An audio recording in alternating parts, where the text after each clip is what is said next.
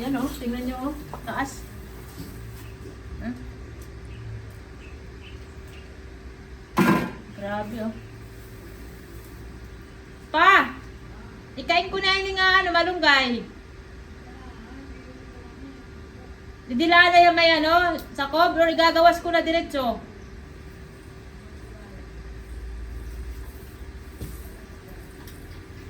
Kalikulaan na dito.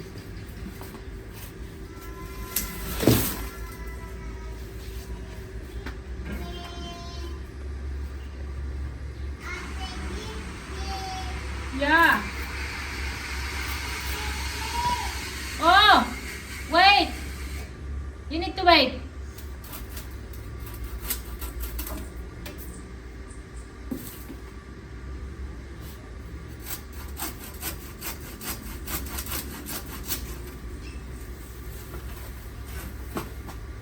Ayan oh, hindi na maganda yung mga dahon niya. Kaya kailangan na siyang putulin. Ay, putulin na yun natin. Putulin na lang yun.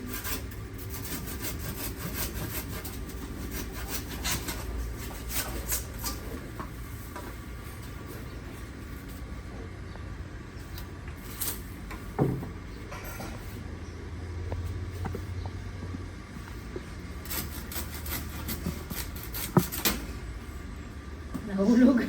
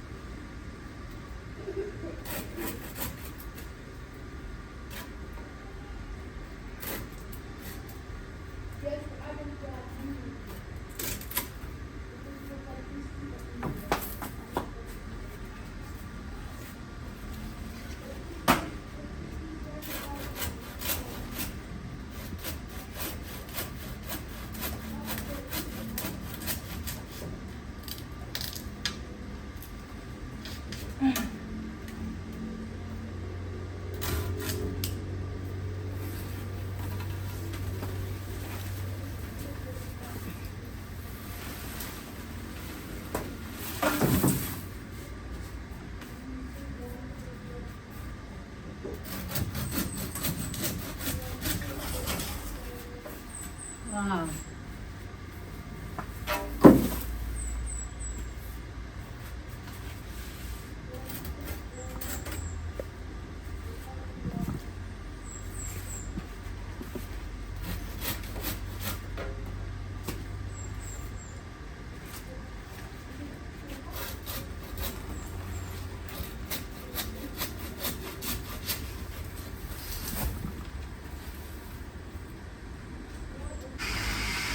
So ayan, tapos na nating putulan yung mga malunggay.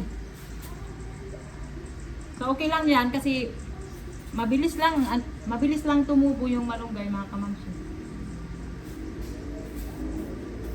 Yung iba dito, tatanggalin ko yung okay pa yung dahon para makain.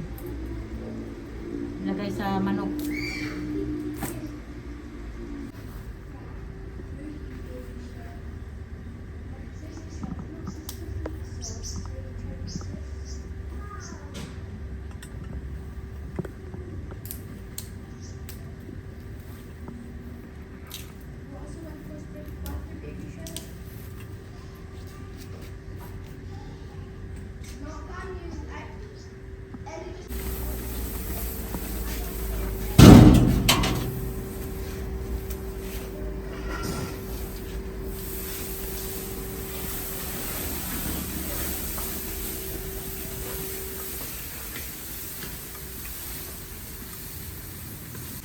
Ayusan na lagi dia. Pa. Ayusan na lagi di. Ito Hello ulit sa inyo mga kamamshi. Continue tayo sa ating vlog. Kanina, pinutulan ko yung mga malunggay kasi nga mahaba na sila. Pataas lang sila ng pataas at saka yung mga dahon hindi na maganda. Yung iba kasi may ano na kulay yellow, ganyan. Kaya kailangan na siyang putulan para magkaroon siya ulit ng mga bagong dahon. Hey baby, say hello oh. Say hello mga kamamshi. I'm not say hello to Kamamshi. I'm not say hello to my friends over there from your phone that you say. Say only hello. Oh. I don't want to say Say we miss you, kamamshi. we miss you, Victoria. Wait, that is your sister. Say hello again. Alam man. Hello mga kamamshi. So ayun nga, kanina pinutulan ko Bye bye. Huy, hindi pa tayo mag-bye-bye. Pinutulan ko yung mga malunggay. Bye bye, Victoria. We miss you, Victoria. Yung ano na, yung sister niya sa Switzerland. Alam niyo, yung pagkarating namin, yung pagka-uwi namin ba dito galing Bohol, yung mga malunggay, ang daming dahon mga kamamshi, grabe, makapal siya. Saka walang araw sa ano namin, may dirty kitchen, outdoor kitchen ba. Walang araw, sobrang ganda. Kaya lang ngayon, tumaas na siya kaya hindi na siya tulong sa araw. And magkwento ako kung bakit natagalan ako na hindi makapag-upload. Natagalan ako na hindi mag-vlog. Ang totoo niyan mga kamamshi, kaya hindi ako nakapag-vlog dahil hindi maganda yung pakiramdam ko. Minabuti ko muna na magpahinga. At saka, ayun nga, back to school na yung mga bata, nag-aaral na ulit sila, kaya nabisi rin si Mami Irene. Kailangan kong gumising ng maaga ulit para magluto ng pagkain nila Ellie, nila Jamie. Ang maganda rin ngayon, si Ellie, hindi na siya pang umaga, kaya nakakatulong sa akin. Hindi ako na-stress ng bongga kasi si Ellie ang nahihirapan ako kay Ellie pag sa umaga. Kasi kailangan ko siyang pakainin mga kamamshi, kailangan ko siyang subuan kasi hindi siya kakain talaga. Ako pa naman hindi ako mapakali kung hindi siya kumakain. Kailangan siyang kumain muna bago pumasok sa school. Kaya na-stress talaga ako. Mabuti na lang ngayon na pang siya, pang afternoon. So ang inaasikaso ko lang muna sa umaga si Jamie and Olivia. Nakakapag-focus ako sa dalawa. Ito kasi kailangan ko talaga bigyan ng oras Kailangan siya lang ang anuhan ko muna. Pukusan ko, pakainin ko mga kamamshi kasi kawawa din naman na papasok sa school tapos walang laman yung tiyan, di ba? So ayun, maliban sa hindi maganda ang pakiramdam na busy. Nung umuwi kami dito galing Bohol, okay pa nun yung pakiramdam ko. Nakapag-upload pa ako Tapos nung dumating yung monthly period ko, ayun na, doon na nag-start. Hindi na gumanda yung pakiramdam ko. Nahihilo ako, ayan. Actually hanggang ngayon, nahihilo pa rin ako. Ngayon naman, may naman ako, may monthly period.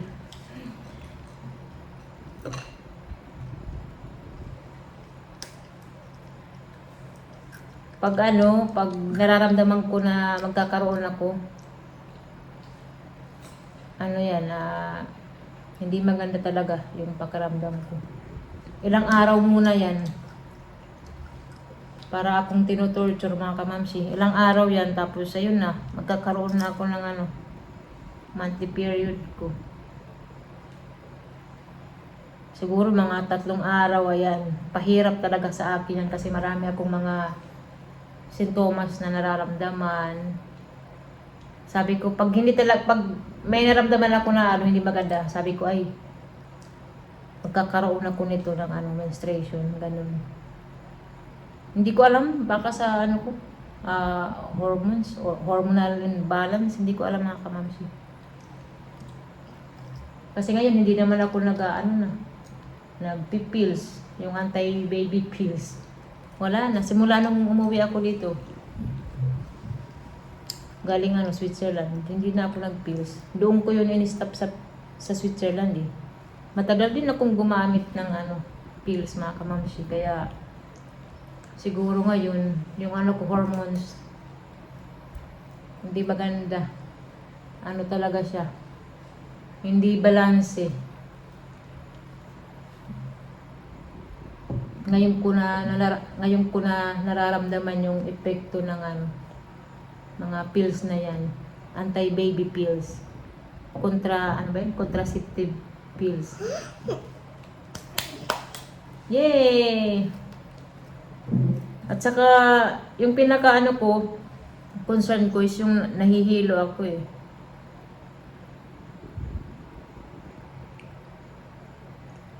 Kaya nga nung isang araw, nagpunta ako sa ENT, mga kamamsi. Nagpa-check up ako kasi parang yung dito ko. Basta parang walang balance. Tapos, may pressure. Sa tenga ko ba dito may pressure, air pressure. Yun. Kaya binigyan ako ng at saka yung tenga ko dito sa right, medyo masakit siya. Nung pa to nung nasa Bohol kami, na-trigger ata siya kasi nga nag-swimming ako, tapos ba yun? No. Snorkeling mga kamamsi sa dagat. Parang na-trigger siya. Tapos, tinnitus, ayan. Nagkakaroon ulit ako ng ngayon, tinnitus. Ang binigay lang naman sa akin, air drops, spray sa nose, at saka ito, may ito mga kamamsi sa nose. Ito, parang siya, parang chupon na yan, ganito. Ito yung lagayan niya. Tapos yung isa nandun na yung parang asin, nilalagay siya sa tubig. Tapos yung tubig, iano dito sa ilong. Panglinis ba? Yan lang yung binigay sa akin. 14 days ko gagamitin. Sana maging okay na. Kasi may rin ako may allergy, ayan.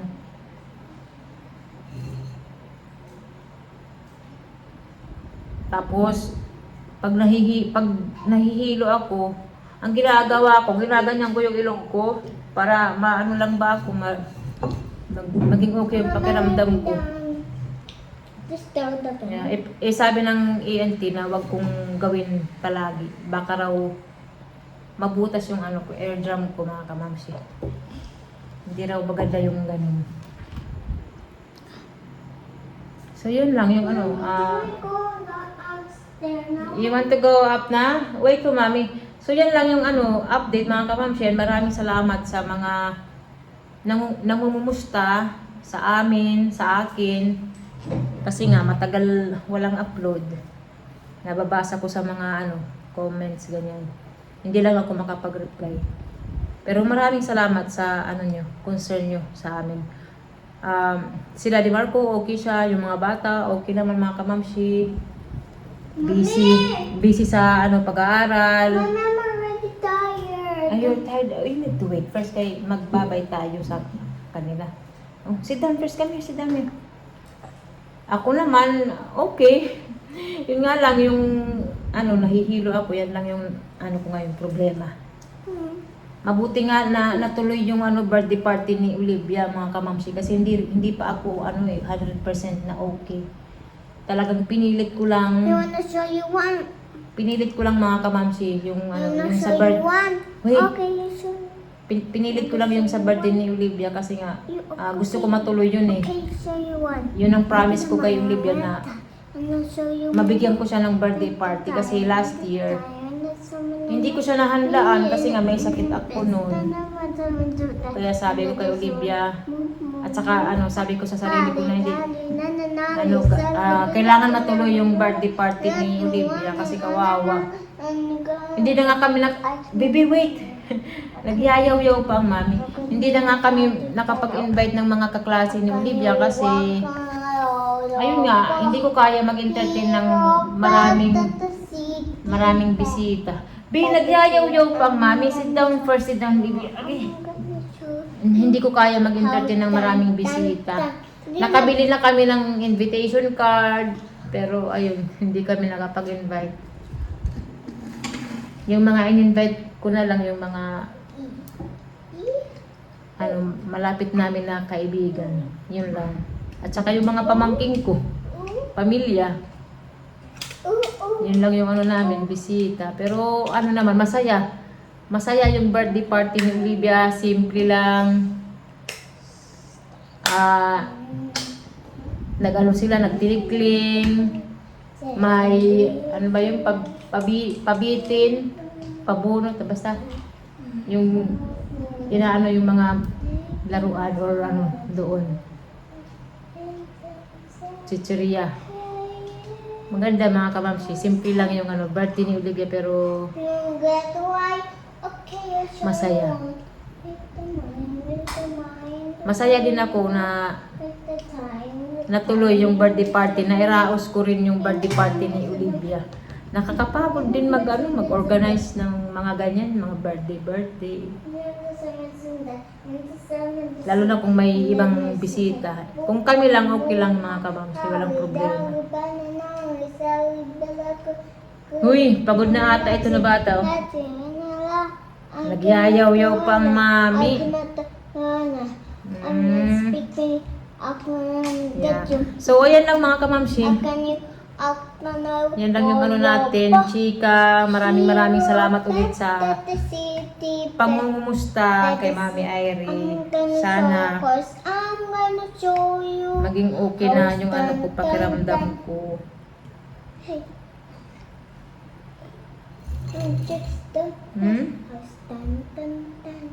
Say bye-bye na. Aakyat na tayo. Bye-bye. Oo. See you tomorrow. We miss you, Victoria. Nay, baby mga kamamsi ba? Victoria na naman. Anong oras na? Ay, ayan na. 9:50. So, na? What I Sleeping time. Sleeping time? Ha? Yeah. So, ayan, abangan nyo mga kamamsi yung namin, next vlog. Salamat sa patuloy pa rin na suporta sa amin kahit ang tagal kong hindi nakapag-upload ng video. Itatry ko mag-vlog pag okay yung pakiramdam ko. Pero pag hindi okay, hindi ako makakagawa ng vlog. Kasi nilalaan ko rin yung yung lakas ko dito sa bahay, sa pagluluto, pag-aalaga ng mga anak ko, paglilinis dito. Yung pamangking ko kasi, wala na siya dito. Bali, pinapapunta ko lang siya pag weekend or pag kailangan. Ngayon, nandito siya. Pero bukas, uuwi yun sa kanila. Pinauwi ko muna kasi nga nakakahiya din sa ate ko, tsaka syempre may din yun siya, may pamilya, may tatay at nanay. Ako naman nahihiya din ako, di ba? Imbis na makakatulong siya doon sa kanila, dito siya sa akin. Pero wala naman yan sa ate ko eh. Ako lang ang nahihiya. At saka, marunong na yan, yung pamangking ko, marunong na yan magtrabaho sa, trabahong bahay.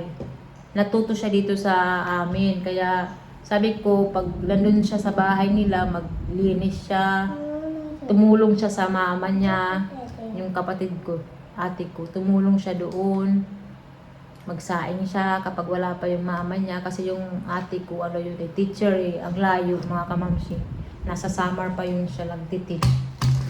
So, gabi na umuwi, lalo na yung sa... Mommy! Oo, lalo na yung... lalo na yung San Juanico Bridge. Inaayos.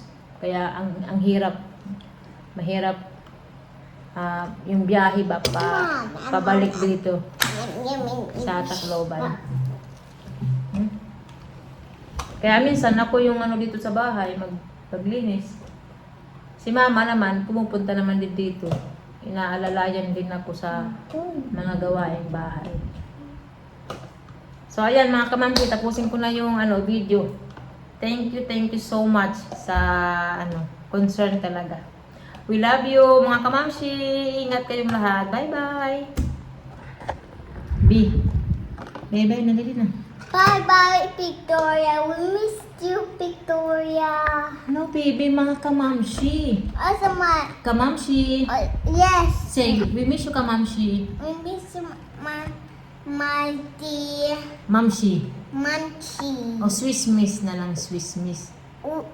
Swiss Miss. O, diba, dati ang tawag ko Swiss Miss.